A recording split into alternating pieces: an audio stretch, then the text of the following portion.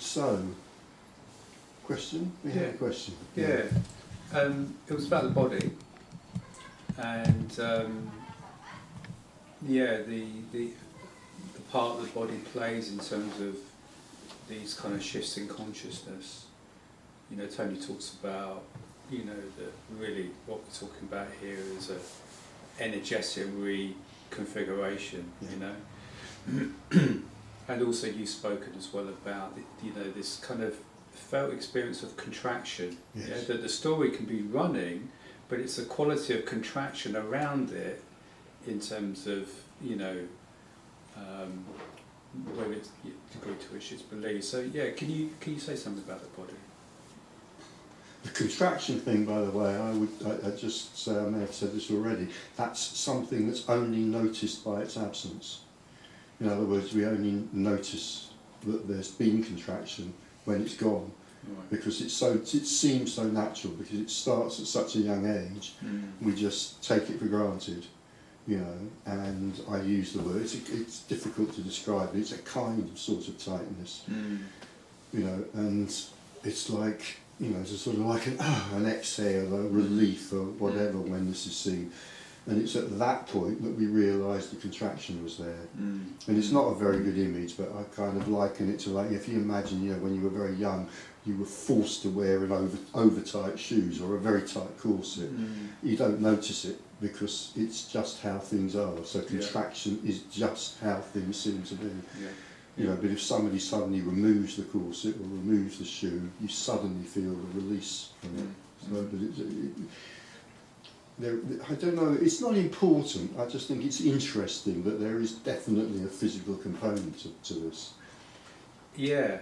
If there's a sort of tendency, and there probably is a tendency, I'm sure, in a lot of people who come across this, and listeners and readers and so forth, that this is kind of airy-fairy woo-woo. Or it's just about the mind. It's just something to do with the mind. Maybe it's the mind fooling itself, maybe it's the mind getting itself in it. No, it's not. It is definitely an energetic shift. And you can feel that on many levels, but the most obvious level to feel an energetic shift is the physical level. And it does happen, so that's that, Tony's talked about it being on a cellular level. Cellular? Yeah, I guess so, I mean, it just affects the whole system. So talking in kind of, you know, sort of everyday, this kind of reality terms, absolutely, the cellular level, It's not a mental, I mean, it may produce enormous changes in mental patterns, but it's not a mental shift in itself that brings that about. It's the other way round. The mental shift is brought about by awakening. It's not that awakening is a mental shift. What is it that's happening in that physical, you know, reconfiguration? You know, is it almost like a dissolving back into what, you know, this broader sense of what is this place of... I can't tell you what is happening, no one can tell you what is happening, it's a mystery, but describing it as a kind of dissolving, I don't know about dissolving back, but as a dissolving, absolutely. So what tends to happen is that, you know, when this is, whether it's just that kind of split, well, in the split second event there's simply no one there, that's it, you know, that's the shock. In what we might call a liberation event, whatever, this is I can't say it's always a characteristic, but I assume it is, but certainly it is a common characteristic of it that the sense of body location, I was going to say, it's not body conscious, the sense of location in the body disappears, right? So let's use the I. I mean, I am not really there, but for the sake of description, let's say, no, I am everywhere. Right, so the sense of if the sense of location isn't there, then awareness, let's say, awareness is everywhere. Normally awareness is located for an embodied person in this particular place and space. That's gone. So awareness is everywhere. The reason I'm pausing, I'm grasping for a quotation from Nisargadatta, which I think is very relevant here. He says, what does he say? Seeing. He talks about awakening, and he talks about it in two stages. And he talks about awakening as seeing I am nothing, right, which is kind of literal description. You know, there is just nothing, and you know, I'm not in it. And then he talks about liberation as seeing I am everything. It's not the words I choose myself, but it's a perfect description nevertheless. I'm not going to argue with the words. So what seems to be I is now seen to be not I, but everything. So I becomes everything is a pretty good description. So I am now everything and everywhere, and because I am everywhere, there is no everywhere because there's no space. And if I am equally, using words of location, if I am equally in that wall and in that wall and that wall and that wall, there is no space. And everywhere in between, then there's no space and there's no in between. There is just awareness, which can't be placed in a location. Yeah. So do you perceive that? Are you actually That there? Like you're... That tends to be. I'll use the word experience, although it's a dodgy word because it's not really an experience because there's no experiencer of it. That tends to be an experience in the sense that in the story that characters live in, it's often limited by time. So that as an experience, which it isn't, as a non-experience, may be perceived for a certain amount of time within the timeless, and then what can happen is that there can be what you might call a relocalization. In other words, awareness may seem to be localized again, but the contraction here that we were talking about earlier, that tight shoe, that tight corset has gone.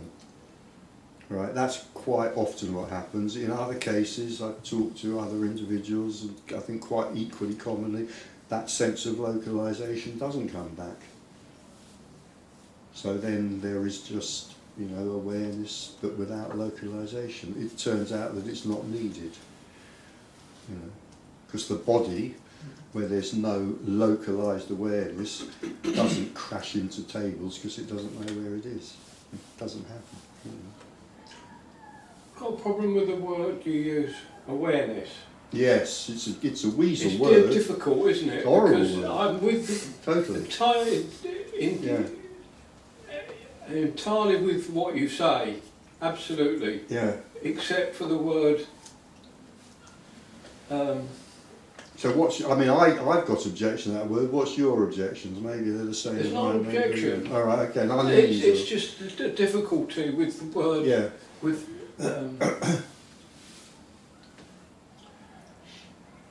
What word did I just say it was? Awareness. Awareness. Awareness. Yeah. Yeah. What awareness? What is aware? If we are not, Yeah. what is aware? Yes. It's horrible. We get into things like, awareness is aware of itself and things like that. Yeah, It's crap. Yeah, exactly. Meaningless. Yeah. But nevertheless, go back to, I think I talked about this before, to Satchitananda, did I? Yeah. Yes. Consciousness or awareness, energy bliss, right? Bliss we've dealt with, you can kind of buy that or not, as you like. Energy, I am saying, is obvious. Yeah. Something's happening, so there must be energy. And equally, awareness, consciousness, in a way, it's bleeding obvious, because there's something going on, it's known to be going on. Yeah, yeah. Right? So that's all, to me, all that consciousness or awareness means is it's known, something is known to be going on.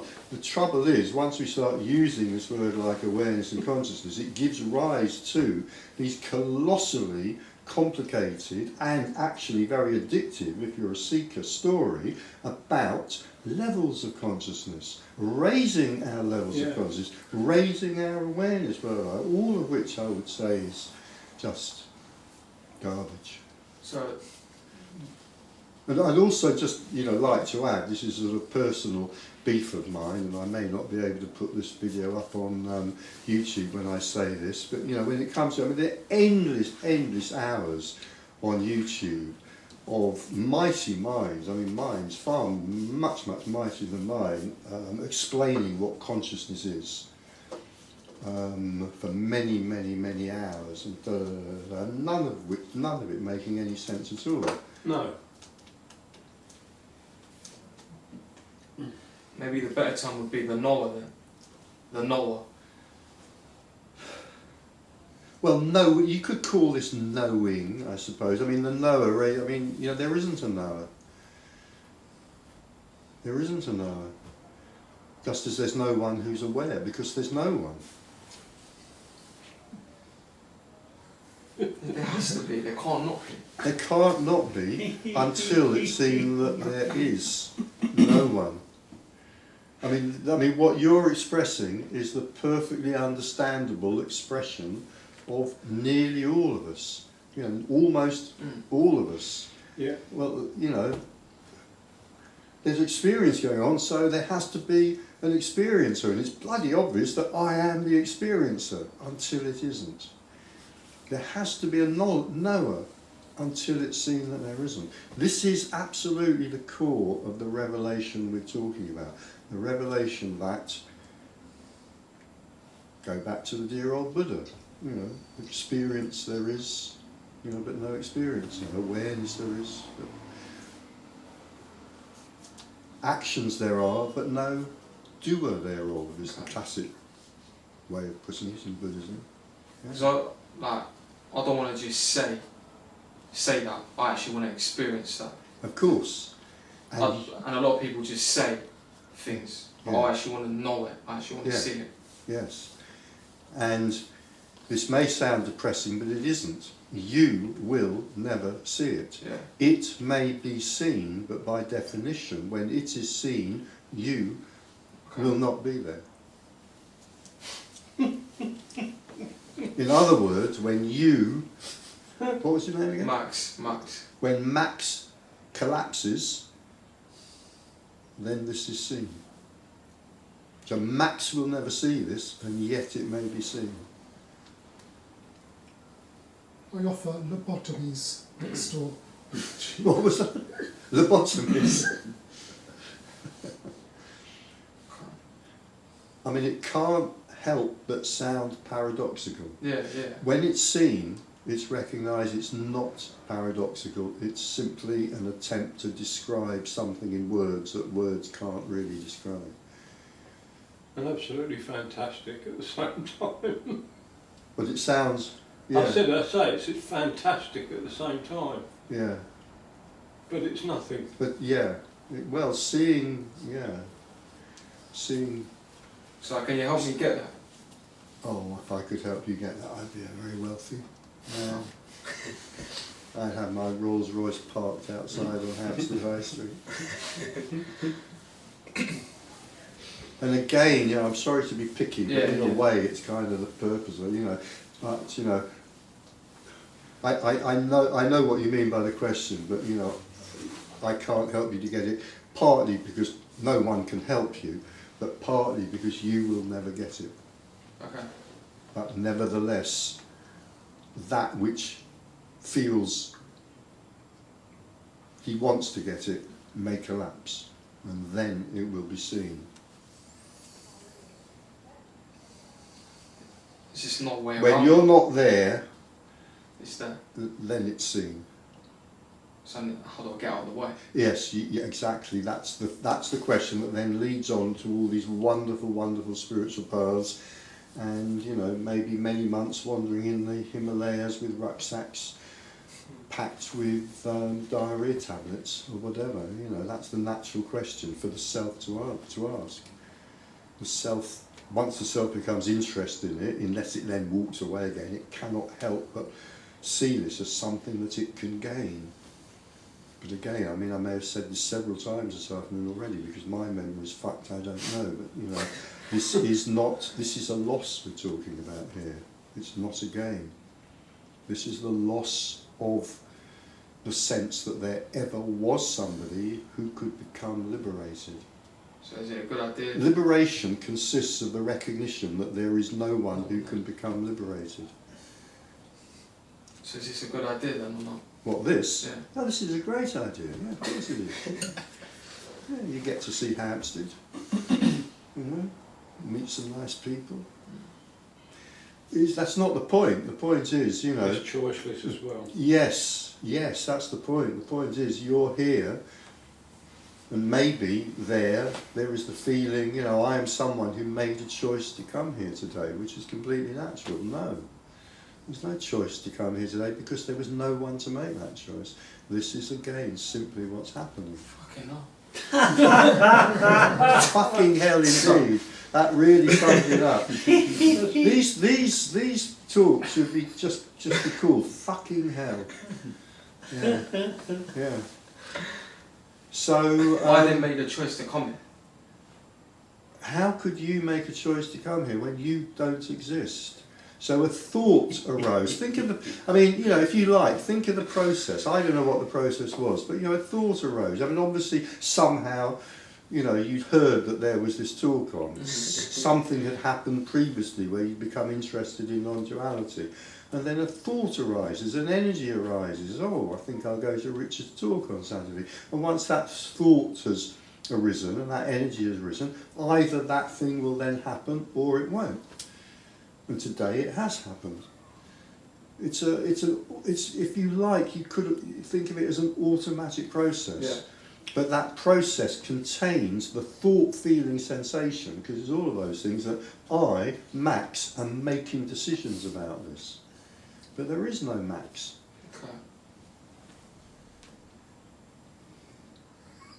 So what's the point in all questions? Questions There's are no irrelevant. point. There's no point. That's the point. So why are we all saying There's no point in anything. no? There's no point in anything. The point is this, is a story. It's all a story that's just sort of added on, if you like, by the mind to entertain itself, because for the mind that feels separate, the simplicity of what's happening, just the weight and feeling of this coffee cup, this wonderful shape, the weight of it, the warmth of it, it's not enough. The mind that doesn't exist, needs a story. Yeah. This has got to be about something. Right. You know. It's not about nothing, is about anything. It is just what it is. There is a resonance, though, isn't it, to be picked up? People have talked Yes. about there's a resonance which Yeah. can help melt things away. And in that sense, you are an exceptionally blessed bunch of people. Because you're here to... No. There is a resonance, and then we can then make a story up about that. Well, why is there a resonance for me and not for... not for Fred and Mary and Sarah? Oh, well, perhaps it's my karma from my past life. You know, maybe in a past life I was, I don't know, a valet to Tony Parsons.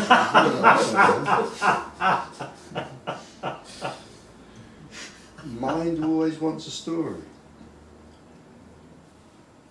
Again, nothing wrong with that. That was just a bit of hanging on to straw. It's always nice to hang on to straws until they break. Yeah.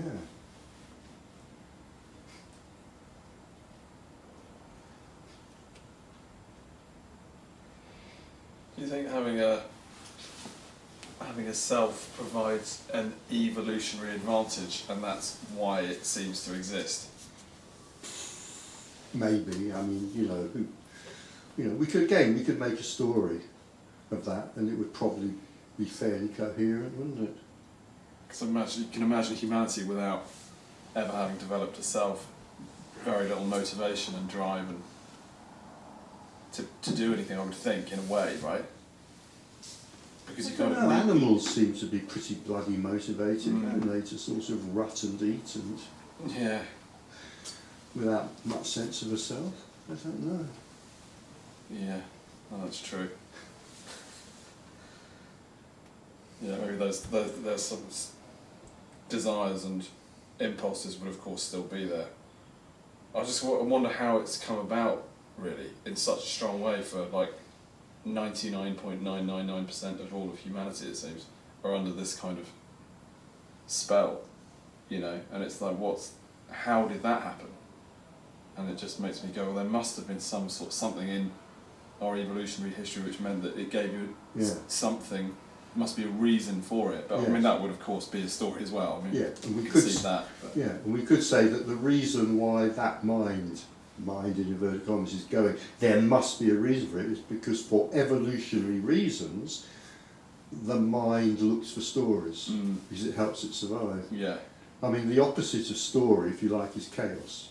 And that's not a good state for a mind to be on, it won't survive. I mean, even just the story that, you know, kind of phenomena have a kind of continuity about them. So, you know, I recognise that particular rustling in the jungle is a tiger. And I recognise it partly because Daddy has pointed out the signs to me, you know, the yellow and black stripes and the snarliness and the teeth. You know, because the trees that it's sort of winding its way through don't have teeth. So I learned that, and that's a pattern now. And then when I'm 25 and I haven't got Daddy with me, that saves my life.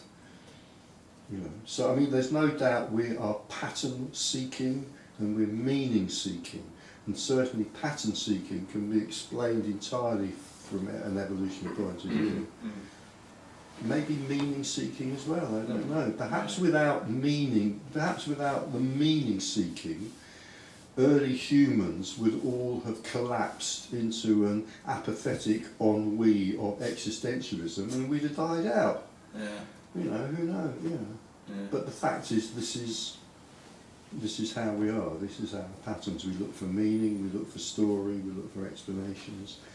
And a lot of us, but by no means all of us, look for some kind of transcendental meaning, or religious meaning, or spiritual meaning. Certainly not all of us, yeah.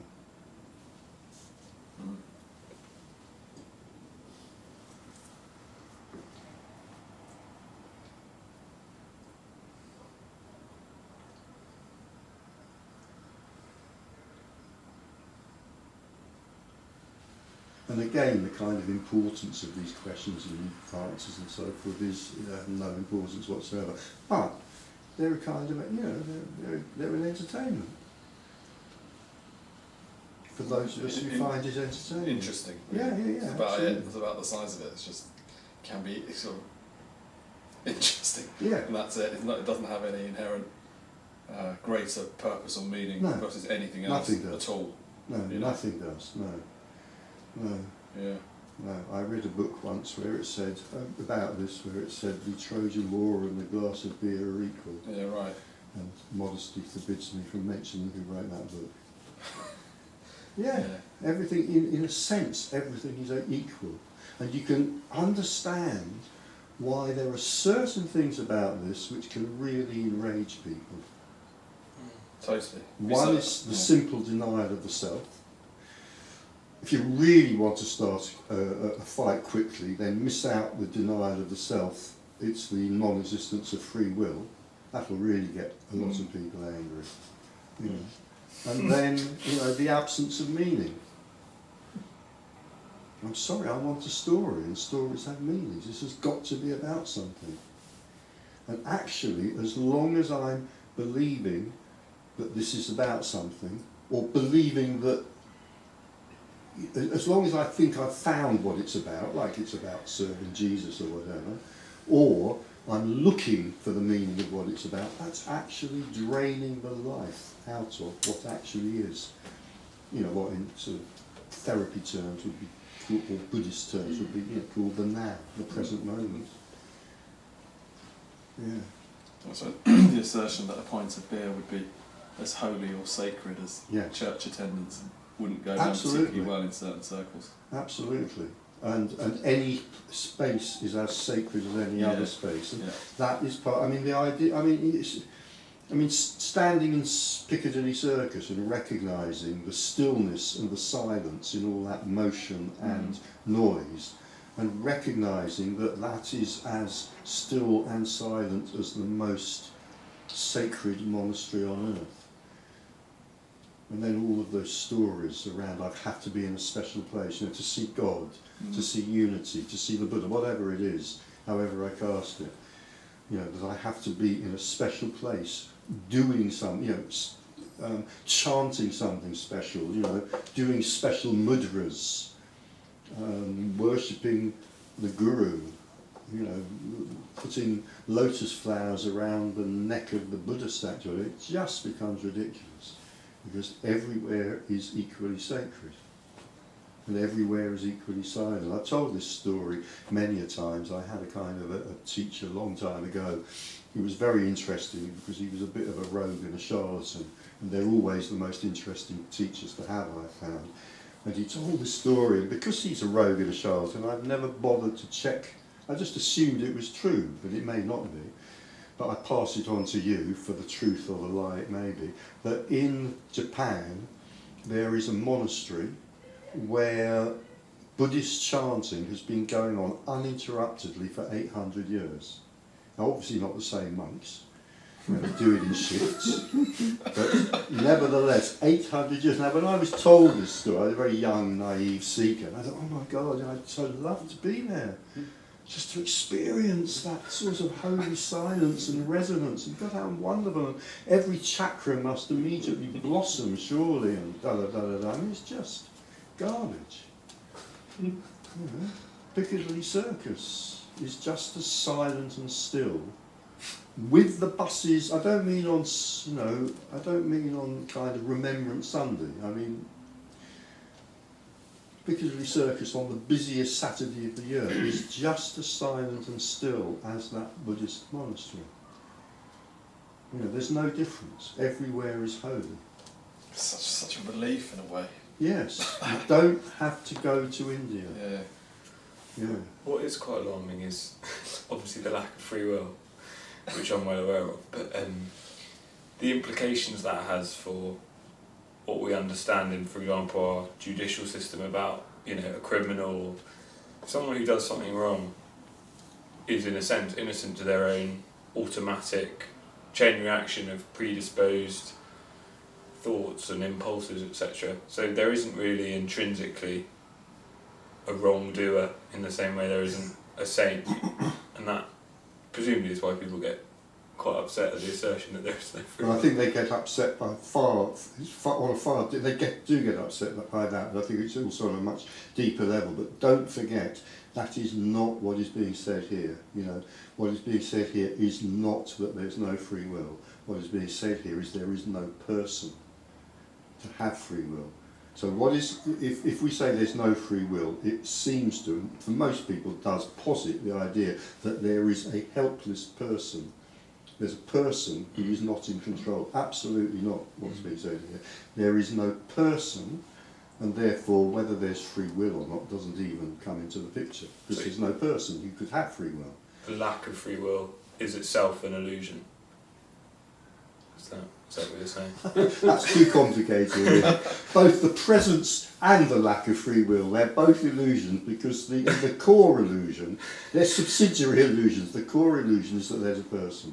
There's no person. So, you know, forget the kind of, oh, you know, you're telling me I've got no free will. No, I'm not. I'm telling you something far worse than that. You know, I'm telling you don't exist. Never mind free will. When it comes to the thing about laws, prisons, what do you do about people if there's no free will?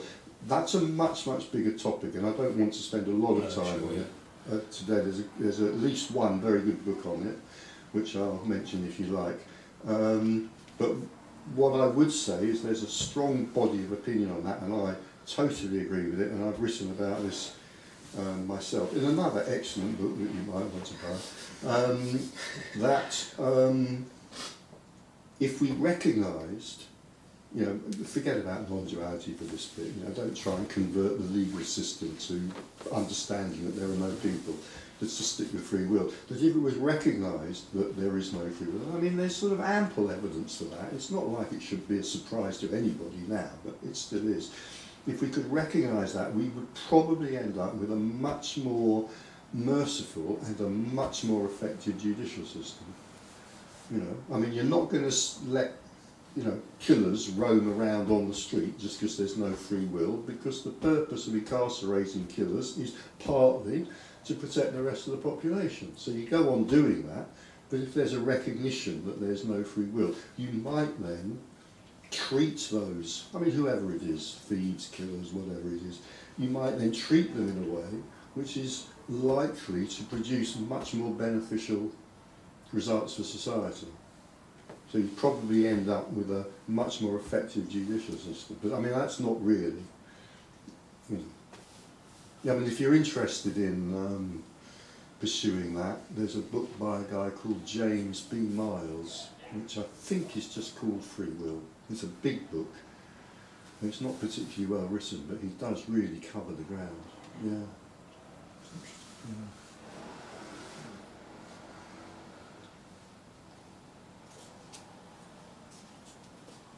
It's interesting watching, I'm going to say this, it's interesting to watch right-wing philosophers, because they do tend to be right-wing if they don't usually, tying themselves up into the most amazing knots in order to still try to justify free will, even though they know it's not possible. You know, I mean, I think, you know, the kind of, if you've ever read him, I think the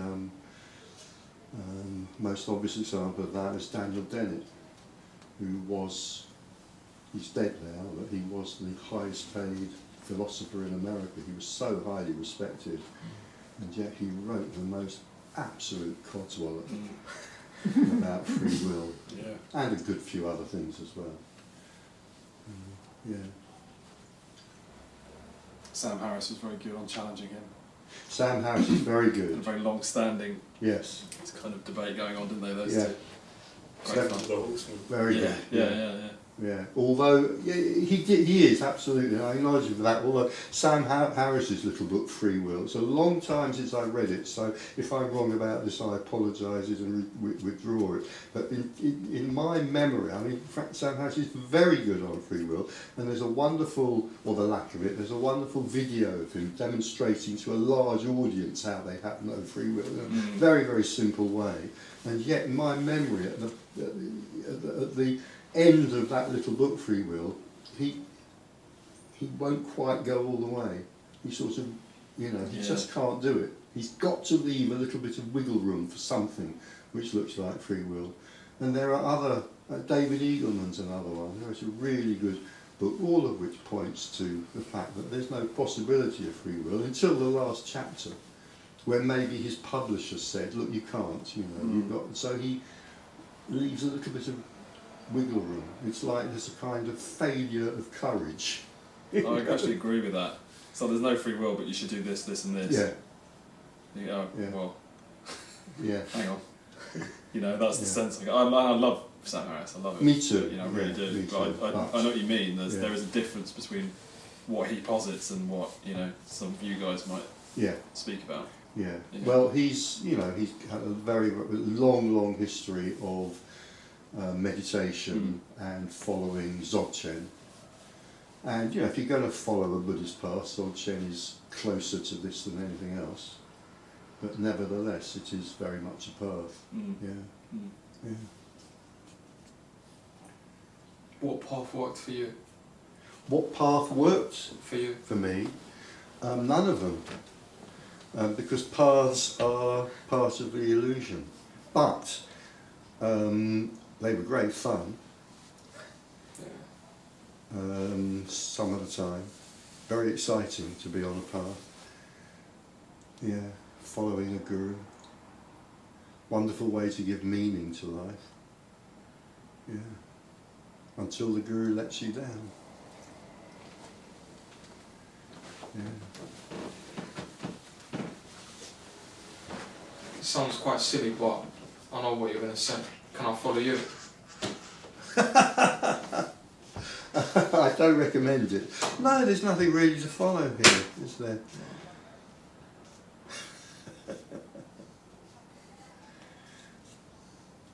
I think it's in a way, you know, it's like the idea of following. It's just it's kind of misplaced in a way, because I think, you know, if an energy to be interested with this arises, then it's there. And if that energy makes you want to go to, you know, another meeting, and maybe with me, maybe with somebody else, then that will happen. You know. So in a sense, you know, this sounds purposive. You know, if there was an us who could do this, you know, we could just kind of relax and let go of the control. Because if there's the pull there, then you'll be pulled by it. I can't remember if I've quoted this already this afternoon. I mean, it usually comes up in, because it's such a key quote. Ramana Maharshi said, "Your head is in the tiger's mouth, and there is no escape." In other words, it's not to do with you. My gloss on that is, if the tiger of non-duality seizes you by the neck, then you will go where the tiger goes. The tiger is much stronger than you are. And you will go, there is no escape, you will go where the tiger goes. So if the tiger brings you back to another talk with me here, you know, or a meeting with Tony when he does another one, or whoever it might be, or reading books about this, or watching videos, that's what will happen. But it's also got nothing to do with you. It's got nothing to do with who you think you are. Because who you think you are is not what you actually are.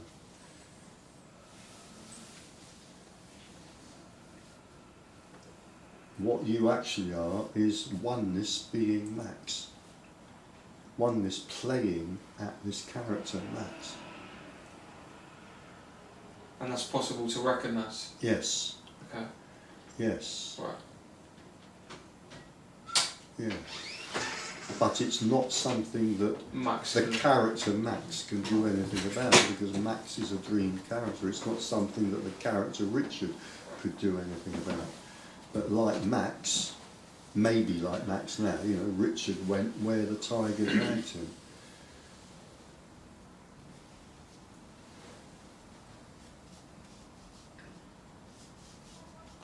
This is my first talk, that's why I'm talking, that's why No, I'm no, not confused, is that right? Yeah, absolutely, of course, yeah.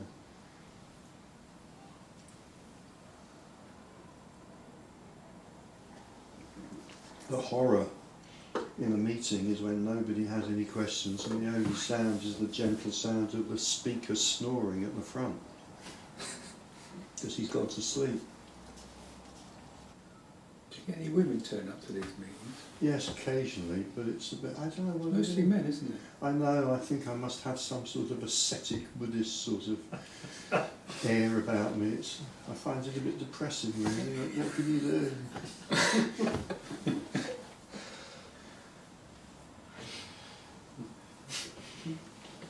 I used to give talks with Dawn occasionally, and we got more of a mixed crowd.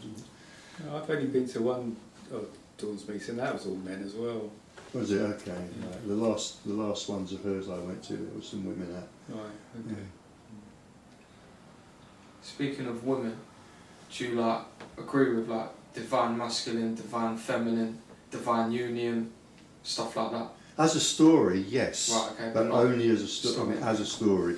I mean, a story. I mean, it sounds like kind of like I don't know, a legend or a fable or a fairy. That's it's not what I mean. I mean, stories are very, very full. I mean, this is a story going on now. This is the story of an afternoon meeting in Hampstead. So, as a story, yes, I find those sorts of narratives very, very appealing. And also, yeah, I think they do speak to something very real. I want to say to a reasonably integrated person. I mean, you know, if we haven't done any integration on ourselves, then we might not like those kinds of stories. We might prefer more unbalanced stories. But if we're reasonably integrated, I think there's every reason why we might find those stories very attractive. I think they're great, yeah. Okay. And like tantric sex, stuff like that? Well, what about it? Do you follow? No. Right, okay. I mean, no. I mean, there's all kinds of, you know. That's next month. That's next month. month's meeting. Yeah. There's all kinds of yogic paths, you know. It's only because I've read about it. I don't know. Kundalini yoga, Yeah. tantric sex, blah blah blah blah blah. It's all part of the dream. It has no more significance and no less significance than anything else. I actually I was on a kind of retreat in a Cornish retreat centre. Many years ago. I was just there for a sort of. It wasn't an organised retreat. It was just a kind of get yourself quiet for sort of 3 or 4 days over the weekend. And I was leaving on the Monday morning and booked in. I arrived on the Friday evening, and that was at the end of a week of a shamanic workshop on death. Right, and when I got there, like the first person I came across was the gardener, who was really pissed off because these shamans, the students, they'd each had to dig their own grave and lie in it overnight, which is a standard practice on a shamanic death course. And they'd encroached the ground that he'd given them, and they ruined some of his sort of, leeks and potatoes. Really pissed off. So that was that was kind of the group that had just gone, and then there was just these sort of few days which is just for people to hang out and cool out. And then I looked at the leaflets and so forth, and the Monday morning, which was when I was checking out, was the start of a week-long tantric sex workshop. And as I sort of packed my bags, and had them in the hall, and the tantric sex gurus, there were a couple, of course, arrived and started signing themselves in, and they started chatting to me, and I said, I've just been here for a week, and they tried to talk me into enrolling for their course, so I couldn't get out of there fast enough. I've got nothing against tantric sex, it was just their energy, I thought, this is not an energy I want to be around for the next week. But this includes everything. It excludes nothing. So, whether fortunately, unfortunately, or neutrally, it includes tantric sex. And celibacy. Yeah. Richard, I've heard of. I was on YouTube and someone was talking about a Buddha field. A Buddha field. I don't know if you've heard of it. And they speak about. Is this the festival? No, not the festival. Okay. This is something else. When a awake person or enlightened person, they have like an aura or an energy they give off. Yeah. When the sense of self isn't there. Do you agree with that? Well, I am inclined to say it's a story. Okay. I'm not inclined. It is obviously a story. Yeah. Having said that, different. In this play, different individuals have a different energy, and different individuals can, sense that. Energy sometimes. So I wouldn't, in that sense, it's part of the play, it's part of the story. I wouldn't give it any particular significance. Okay. Tony talks about that, doesn't he? He says that by coming to his meetings there's a resonance there which can be picked There's up. a resonance, yeah. You could say, well, something may happen, and then the something that happens is in the energy and not in the words. I'm happy with all of that, but I'm also aware that it's the beginning of a kind of creating a story, a narrative. And again, let's remember that, in terms of like what you're saying about Tony's meetings, we'll either be there or we won't. The same with, whoever it may be, some great enlightened Buddhist monk or whatever, will either be there or we won't. And if we are there, we might feel something or we may not.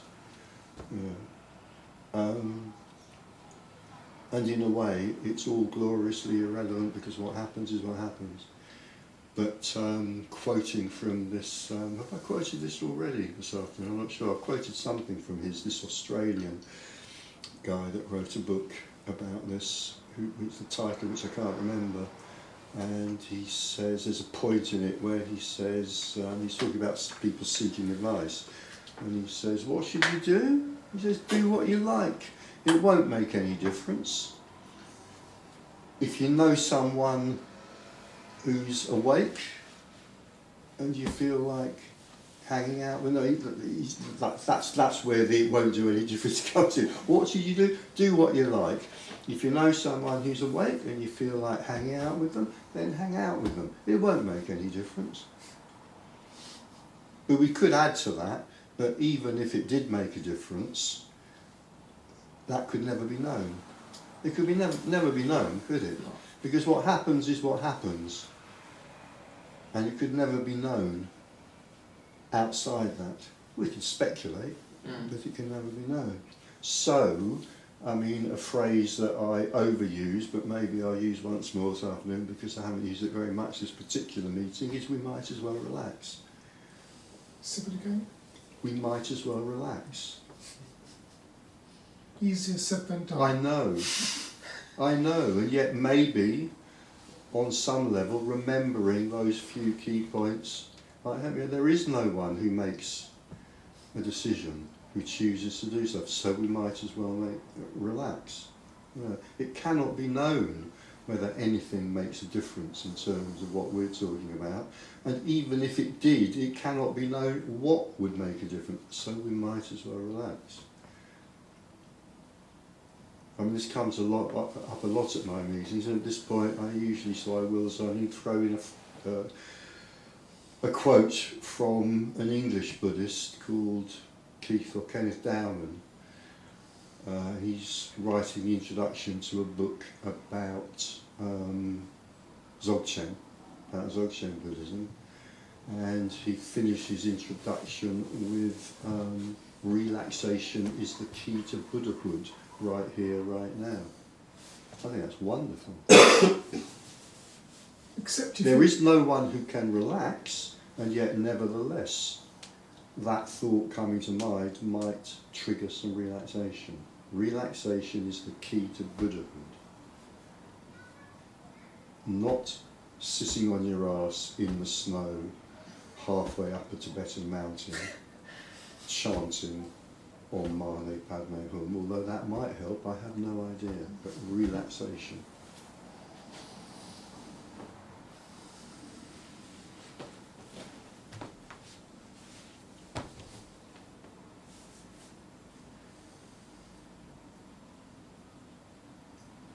So that's me stuffed.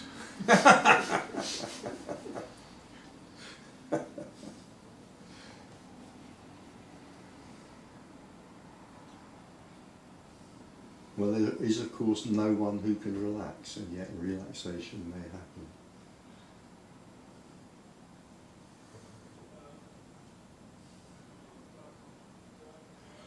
There is an annoying tendency, I think if you go to non-duality speakers, personnel or whatever, who offer processes, you know, like self-inquiry or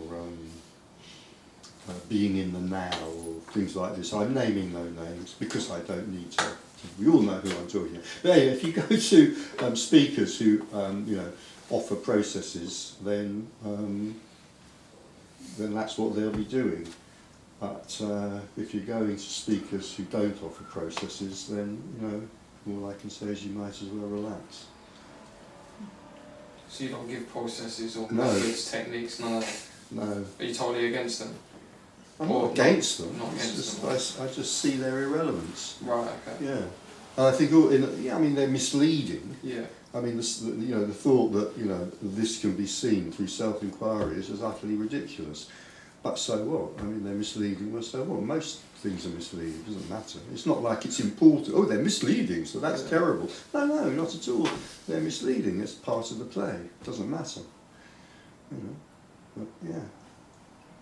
And for some people that have maybe resonated with a particular inquiry question, something might have happened for Something might happen, indeed, yeah, because we're not here to talk about Exactly. something happening, we're here to talk about nothing happening. Yeah. Yeah, yeah. And again, it's all gloriously irrelevant because, you know, if an urge to self-inquire arises, it arises. If it doesn't, it doesn't. Yeah.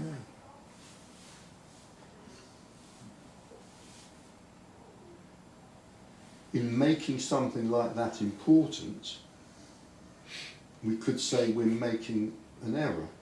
Yeah. Does that matter? No, of course it doesn't matter. I mean, usually if we say, well, it's, you know, something, it's a mistake or it's an error, it sounds like, you know, well, that's right, that's a negative thing. Just well, no, it's just a description. It doesn't matter that we're making an error. Yeah, it's a tendency to want to make a practice out of it, isn't it? It's that kind of like, Yeah. yeah, this is now it. The other thing I notice, and I mean I can't help saying this, I've said it often before, but the other thing I notice is that not in all cases, but for example, being in the now, what we might notice is that a practice is given by someone who, by their own account, this practice had nothing to do with their own seeing or revelation, if you like. So in other words, you know, I mean, you know, Eckhart Tolle, you know, did not see that there was no Eckhart Tolle by being in the now. Eckhart Tolle had a long period of being unbelievably depressed, and then went through what sounds like, I think it was one night of an incredible dark night of the soul, and then there was the seeing of this. You know. So I want to say, why the fuck is he teaching being in the now? But I could never say that, particularly not with the camera running, because it would be very offensive.